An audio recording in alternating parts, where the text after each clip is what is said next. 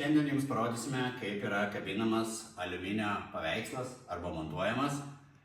Pirmas dalykas, kurį turite padaryti, tai patikrinti pakuotę gavę iš kurjerių. Ar jie nėra apgadinta. Saugiai išpakuojame aliuminio paveikslą ir labai atsargiai pastatome, kad nesubraižyti ir nesulankstyti aliuminio paveikslo kampų. Prieš kabindami aliuminio printą būtina nuvalyti sieną, kurioje jisai kabinsis. Galima valyti su tiesiog sausa šluoste arba galima nuvalyti su nuriebalintoju, kuris turi savyje alkoholio. Tačiau, jeigu su šiuo skysčiu nuriebinsite, būtina išlaukti 24 valandas iki paveikslo kabinimo, kol siena pilnai išdžius. Tvirtinimo juostos susidaro iš dviejų juostelių.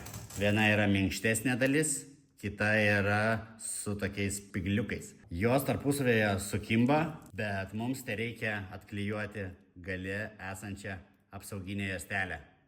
Tai padarome su visom juostomis.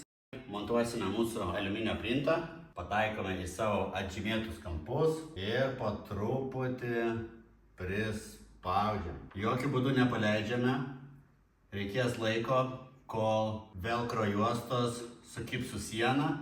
Turėsime prispausti stipriai ir palaikyti bent minutę, dvi iš kiekvieno kampo. Na ir štai, mūsų aliuminio paveikslas su aukso detalėmis jau kaba šiame gražiame interjere.